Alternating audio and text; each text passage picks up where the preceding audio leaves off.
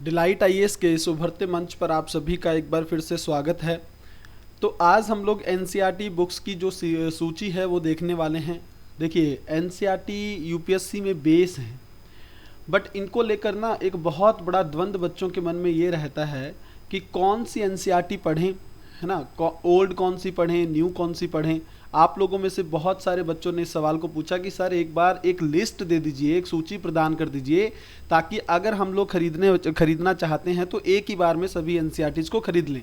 तो उसी मकसद से ये वीडियो बनाया जा रहा है। आज हम लोग कोशिश करेंगे कि एनसीईआरटी को लेकर जो आपका द्वंद्व है ना कि कौन सी बुक्स पढ़नी चाहिए, वो पूरी तरह से क्लियर हो जाएगा। कोशिश करेंगे इस वीडियो में अच्छे से उसको कवर कर लें, तब आप एनसीईआरटी को लेके पूरी तरह से आगे बढ़ सकते हैं, बहुत अच्छे से तैयारी कर सकते हैं। सबसे पहले ये चीज़ देखिए, आप एनसीईआरटी की इंपॉर्टेंस क्या है, महत्वता क्या है, इसकी क्यों इंपॉर्टेंस है, इसको थोड़ा सा ध्यान से समझ लीजिए 1-2 मिनट में। देखिए, मान लीजिए ये यूपीएससी का आपका पीडीएफ है, या आप मान लीजिए लवासना की जगह है, जो मर्जी जिस मर्जी रूप में इसको ले लीजिए, ठीक है।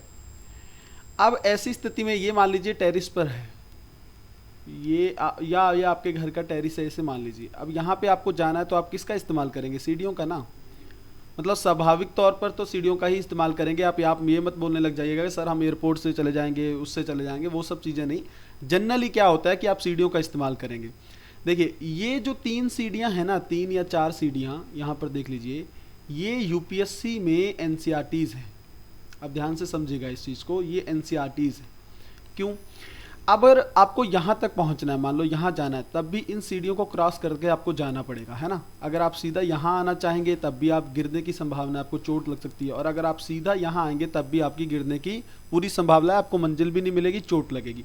मतलब क्या है, मतलब ये है कि अगर देखिए यूपीएससी, अच्छा ये 5 सीढ़ियाँ जो हैं ये आपको सीधा यहाँ तक तो नहीं पहुँचा सकती। इसका मतलब एनसीईआरटी कंप्लीट तौर पर तो आपको यूपीएससी में नहीं ले जा सकती, बट ये रास्ता तय करने में तो एनसीईआरटी इंपॉर्टेंट है। यहाँ तक तो पहुँचना ही पड़ेगा ना, उसके बाद फिर एडवांस लेवल आएगा, है ना। तो कहते हैं ना कि एनसीईआरटी से आप यूपीएससी तक तो नहीं पहुंच सकते, लेकिन बिना एनसीईआरटी के भी आप यूपीएससी तक नहीं पहुंच सकते। बिना एनसीईआरटी के भी यूपीएससी में कुछ नहीं है, आप इस चीज़ को समझिए।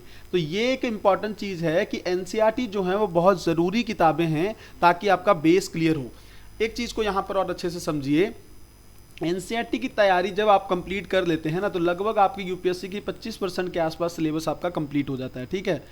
अब ऐसी स्थिति में आप समझिए, एक को जो क्वालिटी होती है, मान लीजिए मैं आपको कहूँ कि आप किसी बुक को आपको पढ़ना है, आप उस बुक को क्यों पढ़ेंगे, क्यों पढ़ेंगे? अगर उस बुक की भाषा जो है वो आसान होगी, ठीक है। भाषा अगर उस बुक की आसान होगी ना, तभी आप उस बुक को पढ़ना पसंद करेंगे।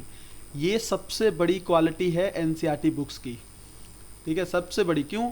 लैंग्वेज बहुत आसान है, बहुत ही सिंपल लैंग्वेज में चीज़ों को डिफाइन किया गया है। देखिए ना, ज्योग्राफी के इतने डीपली कॉन्सेप्ट होते हैं, हिस्ट्री है, ठीक है, पॉलिटी है, ये सब जो डीपली कॉन्सेप्ट हैं इनके, उनको बहुत ही आसान भाषा में समझा दिया गया है, बहुत ही आसान और सिंपल लैंग्वेज में समझाया गया है। तो देखिए, जिस बच्चे को शुरुआत करनी है तो वो तो उसको तो आसान भाषा चाहिए ना, वरना वो समझेगा कैसे? वो सीधा डीडी बसु या लक्ष्मीकांत कैसे समझ पाएगा जब उसको बेसिक पॉलिटी का बहुत ही आसान भाषा में उससे पहले पॉलिटी नहीं पढ़ी है। तो ये कुछ क्वालिटीज हैं जिससे एनसीईआरटी आपको करनी है, इसकी इंपॉर्टेंस है। ये मुझे बताना बहुत ज़रूरी था आप लोगों के लिए, क्योंकि मैंने हमेशा जब से डिलाइट आईएएस शुरू हुआ है, मैंने एनसीईआरटी पर फोकस किया है। सब लोगों को बार बार बोला है कि एनसीईआरटी समरी कोर्स चल रहा है, आप उसमें पार्टिसिपेट करें, नोट्स बनाइए वहाँ से रेगुलर। सबसे पहले जल्दी से एनसीईआरटी का बर्डन कंप्लीट कर लीजिए, फिर उसके बाद हम इस सेक्शन पर आएंगे, बहुत अच्छे से एडवांस लेवल की तैयारी हम लोग करेंगे। अब जल्दी से हम सब्जेक्ट वाइज चीज़ें देख लेते हैं। देखिए, ये हैं पॉलिटी की कौन कौन सी एनसीईआरटी हमें पढ़नी है। सबसे पहले आप देखिए, ये क्लास 6 की है, ये क्लास 7 की है, ये 8th की है, ठीक है, ये 9th की है, ये 10th की है। ये तो आप सोचिए कि लगभग सामाजिक और राजनीतिक जीवन के पार्ट 1, 2, 3 हैं। और ये है लोकतांत्रिक राजनीति, ये 9th क्लास की बुक है, और ये 10th क्लास की बुक है लोकतांत्रिक राजनीति 2। आप इसके देख सकते हैं, मैंने इसलिए बुक्स जो हैं वो लगा दी हैं ताकि आपको डाउट ना रहे, ठीक है, कि इसका फ्रंट क्या है। तो ये तो हो गई 10th तक की बुक्स। 11th में 2 बुक्स हैं, राजनीतिक सिद्धांत और भारत का संविधान सिद्धांत और व्यवहार, ठीक है, ये 11th की दोनों बुक्स हैं। और ये दोनों बुक्स अगर आप देखेंगे तो ये 12th की बुक्स हैं, स्वतंत्र भारत में राजनीति और समकालीन विश्व राजनीति। ये फ्रंट देख लीजिए इन दोनों बुक्स का। पॉलिटी के लिए आपको 6 से 12 तक की बुक्स पढ़नी ही होंगी, मतलब बहुत इंपॉर्टेंट है बेसिक समझने के लिए। ज़्यादा इंपॉर्टेंट तो देखिए ये 4 बुक्स हैं एडवांस के लेवल पे, बट अगर आप ये पढ़ लेंगे ना, जैसे अभी क्लास में पढ़ाया ही जा रहा है इनको, तो ये पढ़ने से आपका बहुत अच्छा बेसिक क्लियर हो जाएगा, फिर इसको समझने में आपको आसानी होगी, ठीक है ना। इन चारों बुक्स को समझने में आसानी होगी। तो ये 4 बुक्स बहुत ज़्यादा इंपॉर्टेंट है, लेकिन आपको 6 से 12 तक सभी बुक्स पॉलिटी की पढ़नी ही है। तो पॉलिटी को लेके मुझे लगता है क्लियर हो गई होंगी चीज़ें। एक बार फिर से मैं इसको क्लियर कर देता हूँ, आप देख लीजिए इसको, है ना। कौन कौन सी, ये 6th क्लास की बुक है, ये 7th है, ये 8th है, ये 9th है, ये 10th है, और ये 11th की 2 बुक्स है, राजनीतिक सिद्धांत, भारत का संविधान, सिद्धांत और व्यवहार, और इधर आप देखेंगे स्वतंत्र भारत में राजनीति, समकालीन विश्व राजनीति, ठीक है। तो पॉलिटी चीज़ें क्लियर हो गई। अब आते हैं ज्योग्राफी पे। भूगोल में कौन कौन सी किताबें आपको पढ़नी है। ये देखिए, ये 6th की बुक है, ये 7th की बुक है, ये 8th की है, ये 9th की है, और ये 10th की है। फिर से 11th में 2 बुक्स हैं, ये वाली और ये वाली, और इधर आप देखेंगे तो ये 12th की 2 बुक्स हैं। नाम पढ़ लेते हैं जल्दी से, बहुत ज़रूरी है वो पढ़ना ताकि आपको याद रहे। देखिए, पहली जो बुक है वो पृथ्वी हमारा आवास है, ठीक है ना। दूसरी बुक्स है हमारा पर्यावरण। तीसरी बुक्स आप देखेंगे संसाधन एवं विकास है, ठीक है। और ये समकालीन भारत 1 है, और ये समकालीन भारत 2 है। आप देखिए, ज्योग्राफी जो है ना, आप इसमें समझिए कि 6 से 12 तक बहुत ज़्यादा इम्पॉर्टेंट है। मतलब इसमें आपका जो कॉन्सेप्ट है ना, देखिए ज्योग्राफी बेसिकली है क्या, भूगोल में क्या है, आपको जो आपके अवधारणा है ना उनकी समझ होनी चाहिए। कॉन्सेप्ट बिल्डिंग बहुत जरूरी है ज्योग्राफी में, ठीक है। अब आप देख ही रहे होंगे कि मेंस में लगभग 100 मार्क्स का इस बार ज्योग्राफी पूछा गया है, प्रीलिम्स में भी इसकी इंपॉर्टेंस बढ़ती जा रही है। तो इसके लिए ना आपका बेसिक क्लियर होना, मतलब कॉन्सेप्ट आपका क्लियर होना बहुत जरूरी है। और ये कॉन्सेप्ट आसान भाषा में कौन क्लियर करता है, ये करता है एनसीईआरटी, ठीक है ना। एनसीईआरटी इसको लेकर क्लास भी चल रही है, तो आप वहां से भी चीजें देखेंगे। 11th की देखिए, भौतिक भूगोल के मूल सिद्धांत, ये सबसे ज्यादा इंपॉर्टेंट एनसीईआरटी है, क्योंकि इसमें फिजिकल ज्योग्राफी को लेकर बहुत ज्यादा चीजें क्लियर की गई हैं, ठीक है। तो ये बुक्स यहाँ पर आप देखेंगे। फिर भारत भौतिक पर्यावरण, ये दोनों 11th की बुक्स हैं। और इधर आप देखिए, मानव भूगोल के मूल सिद्धांत जो हैं ये इसमें हैं। भारत, लोग और अर्थव्यवस्था, ये देखिए इकोनॉमिक ज्योग्राफी होती है ना, एक ज्योग्राफी का एक पार्ट होता है इकोनॉमिक ज्योग्राफी। तो वो सब चीज़ें यहाँ पर क्लियर हो जाएंगी। जनसंख्या को लेकर क्या चीज़ें हैं, वो सब चीज़ें ज्योग्राफी पॉइंट ऑफ व्यू से यहाँ पर क्लियर हो जाएंगी। एक बार फिर से देख लीजिए ज्योग्राफी की कौन कौन सी किताबें पढ़नी है। ये सारी न्यू एनसीईआरटीज हैं ज्योग्राफी की, ठीक है। न्यू एनसीईआरटी, ओल्ड एनसीईआरटी कई बार बोला जाता है, पढ़ सकते हैं। देखिए उसमें वर्ल्ड ज्योग्राफी बहुत ज़्यादा क्लियर की गई है, वर्ल्ड ज्योग्राफी पर ज़्यादा फोकस है उसमें। लेकिन मुझे लगता है अब आवश्यकता उतनी ज़्यादा उसकी नहीं है, क्योंकि वर्ल्ड ज्योग्राफी पे क्वेश्चन उतने ज़्यादा नहीं पूछे जा रहे प्रीलिम्स में। मैपिंग ज़्यादा इंपॉर्टेंट बन गया है प्रीलिम्स में, तो मैपिंग को लेकर हमें चीज़ें ज़्यादा अच्छे से फोकस करना चाहिए, रादर देन आप ज्योग्राफी, वर्ल्ड ज्योग्राफी पर ज़्यादा फोकस करते रहें। न्यू एनसीईआरटी आप पढ़ लीजिए। ये जो किताबें मैंने आपको बोली हैं, ये आप ज्योग्राफी पॉइंट ऑफ व्यू से बहुत अच्छे तरीके से क्लियर कर लीजिए, इसको पढ़ना बहुत ज़्यादा जरूरी है। अब ये हो गया ज्योग्राफी। अब देखते हैं हम हिस्ट्री को लेकर चीज़ें क्या हैं। देखिए, ये 6th क्लास की बुक है, हमारे अतीत पार्ट 1, ठीक है। ये 7th क्लास की बुक्स है, हमारे अतीत पार्ट 2, और ये 8th क्लास की बुक है, हमारे अतीत पार्ट 3। ये है ज्योग्राफी की न्यू एनसीईआरटी, ठीक है। सबसे ज़्यादा इंपॉर्टेंट अभी यूपीएससी में अगर कुछ है ना कोई सेगमेंट, तो मुझे लगता है न्यू एनसीईआरटीज हैं, क्योंकि लगातार पिछले 3 सालों से इस पर प्रश्न पूछे गए हैं। इससे जैसे एग्जांपल कल्याण मंडप पूछ लिया गया था, सीधा न्यू एनसीईआरटीज में दे रखा है, ठीक है। विजयनगर साम्राज्य से जुड़ा है, और बहुत सारे जैसे वो सूफी संत पूछे जाते हैं ना, उनका कार्यकाल पूछा जाता है, तो इसमें बहुत अच्छे से क्लियर किया हुआ है, ठीक है। आर्ट एंड कल्चर की बहुत सारी चीज़ें इसमें अच्छे से दे रखी हैं। तो आप देखिए, ये न्यू एनसीईआरटी है, पहले पढ़ लीजिए। 6th की ये है, 7th की ये है, 8th की ये है। 9th की आप देखिए भारत और समकालीन विश्व है, ठीक है। भारत और समकालीन विश्व 2, ये 10th की हैं। अब देखिए आप, ये 11th की अकेली बुक है, विश्व इतिहास के कुछ विषय। देखिए इस बुक को ना आपको पढ़ना तो है, पढ़ना पता क्यों है, क्योंकि मेंस में वर्ल्ड हिस्ट्री पूछी जाएगी, ठीक है। 1-2 प्रश्न आते हैं, लेकिन देखिए हम छोड़ नहीं सकते किसी भी सेगमेंट को ना, हमारे लिए हर सेगमेंट इंपॉर्टेंट है। भारत और समकालीन विषय ये पढ़ सकते हैं बुक को, एक 1 रीडिंग के लिए बुरी नहीं है ये बुक्स, इन बुक्स को पढ़ना चाहिए, इंपॉर्टेंट आ जाती हैं। फिर ये 3 एनसीईआरटी, ठीक है, ये तीनों, और ये तो है ही है बेसिक के लिए, तो ये तीनों इंपॉर्टेंट है ही हैं। 6 अगर आप देखेंगे ना, टोटल लगभग 6 एनसीईआरटी जो हैं हिस्ट्री की न्यू में, वो बहुत ज़्यादा इंपॉर्टेंट है, ठीक है। 3 ऊपर वाली और 3 नीचे वाली, बट इनको छोड़ना नहीं है, इनको 1 या 2 रीडिंग इनको जरूर देना है। अच्छा, कौन सी हैं 12th में, कौन सी हैं, ये भारत इतिहास के कुछ विषय हैं, भाग 1 है।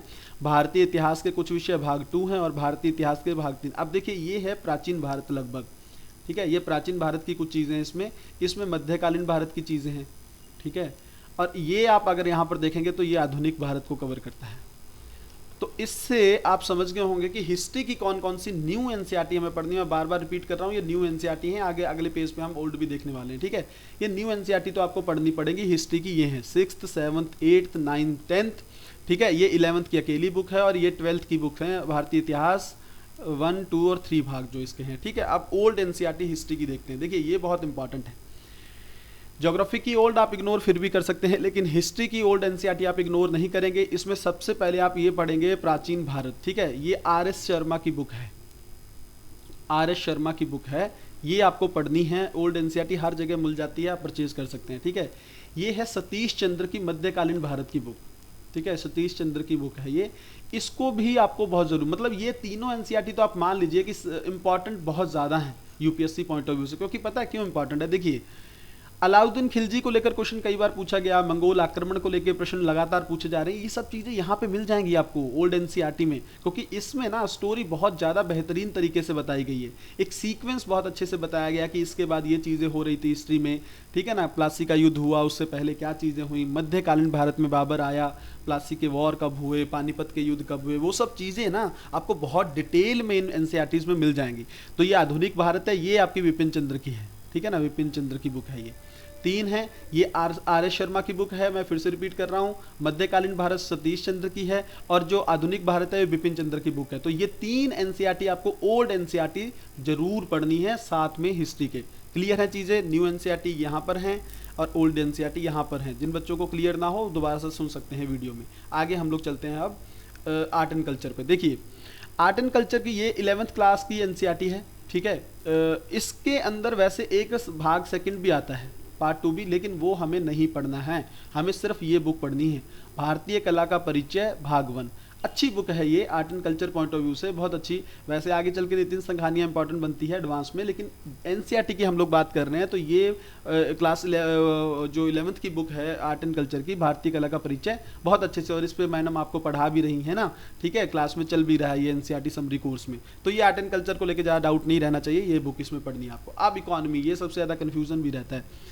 देखिए ये 9th क्लास की बुक है और ये 10th क्लास की बुक है, ठीक है। इसको आप देखिए, आर्थिक विकास की समझ और अर्थशास्त्र, ये पढ़ सकते हैं आप, कोई इतना ज़्यादा नहीं है, बट बहुत ज़्यादा इंपॉर्टेंट भी नहीं, मतलब इसमें बहुत बेसिक सी चीज़ें दे रखी हैं।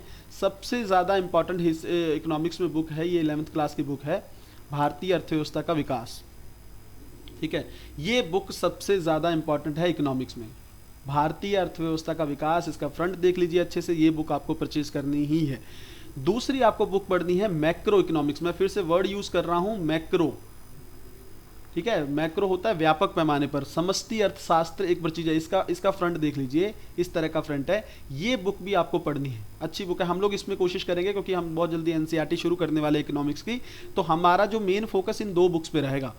अच्छा, एक ये भी आती है माइक्रो इकोनॉमिक्स की, ठीक है, ये नहीं पढ़नी है क्योंकि इसमें ना स्टैटिस्टिक्स बहुत ज़्यादा है, स्टैटिस्टिक्स बहुत ज़्यादा, इसकी हमें कोई ज़रूरत नहीं है, कोई ज़रूरत नहीं है यूपीएससी में। आपको ज़रूरत है 2 बुक्स की, भारतीय अर्थव्यवस्था का विकास, ये बहुत अच्छे से क्लियर होना चाहिए क्योंकि इसमें पोस्ट इंडिपेंडेंस जो हमारा इरा है, काल है जो आज़ादी के बाद, उसमें अर्थव्यवस्था ने कैसे विकास किया, ये बहुत इंपॉर्टेंट है जानना। और ये जो माइक्रो इकोनॉमिक्स है, इसमें हमें बहुत सारी चीज़ें पता चल जाएंगी, एक होल पैमाने पर, मतलब एक व्यापक पैमाने पर अर्थव्यवस्था को समझने के लिए ये बुक भी ज़रूरी है। तो ये 2 बुक्स आपको एनसीईआरटी में, इकोनॉमिक्स एनसीईआरटी में देखनी है, इसको आप इग्नोर करेंगे। फिर से बोल रहा हूँ, माइक्रो इकोनॉमिक्स छोड़ देनी है, व्यष्टि अर्थशास्त्र को नहीं देखना है, और मैक्रो इकोनॉमिक्स पर ज़्यादा फोकस करना है। इसको लेकर हम लोग पढ़ेंगे भी आगे चल के, ठीक है। इकोनॉमी क्लियर हो गया। अब सोसाइटी देख लेते हैं, समाजशास्त्र में कौन सी बुक्स हैं। देखिए ये 11th की बुक्स है, ये दोनों 11th की बुक हैं, और ये जो बुक हैं ये आपको 12th की बुक मिलेगी। नहीं, देखिए ये बुक है 11th की, ये और ये, ठीक है, समाजशास्त्र परिचय और समाज का बोध, ठीक है। ये बेसिक बुक्स हैं, ये दोनों जो बुक्स हैं ये बेसिक बुक्स हैं सोसाइटी में। इसके अंदर आपको बहुत ज़्यादा नॉलेज तो नहीं है, बट ऐसा है कि आप बेसिक चीज़ों से अवगत हो जाएंगे। भारतीय समाज में कौन सी चीज़ें अब चल रही है ना, वो थोड़ा बहुत आप जान पाएंगे इसके बारे में। लेकिन सबसे ज़्यादा इंपॉर्टेंट ये दोनों बुक्स हो जाते हैं, भारत में सामाजिक परिवर्तन एवं विकास और भारतीय समाज, ठीक है। ये दोनों बुक्स बहुत ज़्यादा इंपॉर्टेंट है आप सोसाइटी पॉइंट ऑफ व्यू से। मैं फिर से रिपीट कर देता हूँ, आपको चीज़ें क्लियर होनी चाहिए। आप इसका फ्रंट भी देख लेंगे रोक के। देखिए ये दोनों बुक्स जो है ना एनसीईआरटी 11th क्लास की बुक्स हैं, समाज का बोध और समाजशास्त्र परिचय। ये आपको पढ़ना तो है ही, छोड़नी तो कोई भी बुक नहीं है। एक रीज़न आपके नोट्स मैडम पढ़ा भी रही हैं इसको, तो आपको पढ़ना है वहाँ से। ये बुक दोनों मतलब बेसिक आपका क्लियर कर देंगी। लेकिन ये दोनों बुक जो हैं एनसीईआरटी की क्लास 12th की, भारत में सामाजिक परिवर्तन एवं विकास और भारतीय समाज, ये तो मतलब इसके तो प्रॉपर नोट्स आप लोगों को बना के रखने चाहिए। काफ़ी इंपॉर्टेंट बुक्स है ये सोसाइटी पॉइंट ऑफ व्यू से। इससे ज़्यादा सोसाइटी में आपको कुछ नहीं देखना है। लास्ट में थोड़ा साइंस देख लीजिए। देखिए साइंस के अंदर आपकी ये 6th की बुक है, ये 7th की है, ये 8th की है, ये 9th की है, ये 10th की है, और ये 11th क्लास की बायोलॉजी है जो आपको नहीं पढ़नी है। आपको पढ़नी है 12th क्लास की बायोलॉजी, ठीक है, जीव विज्ञान है 12th क्लास की, ये बुक पढ़नी है आपको। और इसको पूरा नहीं पढ़ना है, इसके लास्ट के लगभग 7-8 चैप्टर आते हैं, वो आपको पढ़ लेने हैं, ठीक है। उसमें 7-8 में क्या है, 4 चैप्टर ऐसे हैं जो साइंस एंड टेक्नोलॉजी से जुड़े हुए हैं, ठीक है, जिसमें बायोटेक्नोलॉजी क्या है, वो सब चीज़ें, कंप्यूटर को लेकर चीज़ें बताई गई हैं। वो ज़रूरी है, बेसिक आपको क्लियर हो जाएगा। जो आपके लगभग 13 से लेकर 17 तक मतलब 9 से लेकर शायद हैं, 9 से लेकर 13 तक ऐसे कुछ चैप्टर हैं, वो साइंस के हैं। 13 से 18 तक के जो चैप्टर हैं, 4-5 चैप्टर, वो चैप्टर आपके इन्वायरमेंट के आ जाते हैं, पर्यावरण के, ठीक है। तो लास्ट के मैं बार बार कह रहा हूँ कि 8 चैप्टर आपको देखने हैं, जिसमें शुरुआत के जो 4 चैप्टर हैं, 4-5 चैप्टर हैं, वो साइंस के हैं, मतलब साइंस एंड टेक्नोलॉजी के हैं। और बाकी लास्ट के 3-4 चैप्टर जिसमें एनसीईआरटी सीरीज में समरी कोर्स आ भी चुका है, तो वो आपका जो है कहीं ना कहीं पर इस मामले में आप ये देख सकते हैं, ठीक है। एनवायरनमेंट को लेकर ये बुक्स हैं, तो इसको आप लोगों को पढ़ना है। तो ये लगभग कंप्लीट हो गया। साइंस में आपको ये सब 10 तक देखनी है चीज़ें। बायोलॉजी पढ़नी है आपको, बायोलॉजी के कंप्लीट बुक नहीं पढ़नी है, लास्ट के 8 चैप्टर पढ़ने हैं। तो मुझे लगता है एनसीईआरटी को लेके सारी दुविधा आप लोगों की अब खत्म हो जानी चाहिए, क्योंकि मैंने विद पिक्स मतलब फोटो के साथ, फ्रंट के साथ आप लोगों को चीज़ें दिखा दी हैं, तो अब कोई डाउट आप लोगों को नहीं रहना चाहिए। हाँ, लास्ट में ये देख लीजिए, फ्री एनसीईआरटी समरी कोर्स चल रहा है डिलाइट आईएएस पे। कई बार बोल चुका हूँ, बार बार रिपीट कर रहा हूँ, चीज़ों को समझ लीजिए। एनसीईआरटी बहुत इंपॉर्टेंट है यूपीएससी में, और बहुत अच्छे टीचर्स आप लोगों को पढ़ा रहे हैं, उसके नोट्स बना लीजिए, ठीक है। उनको बार बार रिवाइज करते रहिए, ताकि आपको एनसीईआरटी का बर्डन खत्म हो जाए। फिर उसके बाद हम लोग एडवांस लेवल पे आएंगे, ठीक है। तो एनसीईआरटी बिल्कुल आपका कंप्लीट होने के बाद हो सकता है आप लोगों के टेस्ट भी लिए जाएं, तो आप लोग इसको इग्नोर मत करिएगा। बार बार सब जब भी जो एनसीईआरटी है उसको देखिए, अच्छे से रिवाइज करिए। अगर कोई दिक्कत है तो कमेंट के सेक्शन के माध्यम से आप लोग पूछिए, शेयर करिए चीज़ों को, ज़्यादा से ज़्यादा लोगों तक पहुँच पाए, और एनसीईआरटी के नोट्स बनाते चले जाइए। वैसे पीडीएफ मैं प्रोवाइड कर रहा हूँ, बट आप कोशिश करें अपने हैंड रिटन नोट्स बनाएं, ताकि देखिए हाथ की ना थोड़ा लिखने की प्रैक्टिस आपकी बहुत ज़रूरी है। अगर आप लिखने की बिल्कुल प्रैक्टिस नहीं करेंगे, सब कुछ पीडीएफ रखेंगे ना, तो कल को आपको मेंस में दिक्कत आएगी, ठीक है। तो मुझे लगता है यहाँ पर हम लोगों ने चीज़ें बहुत अच्छे से क्लियर कर दी हैं। आप टेलीग्राम ज्वाइन कर सकते हैं पीडीएफ वगैरह के लिए। अब एनसीईआरटी को लेकर आपके मन में कोई दुविधा नहीं रहनी चाहिए। कोर्स आप वहाँ से कर सकते हैं, बुक लिस्ट मैंने यहाँ पर बता दी है। आगे जल्दी से अगली वीडियो में मिलते हैं, तब तक अपनी पढ़ाई को बहुत अच्छे तरीके से करते रहिए। बहुत बहुत धन्यवाद।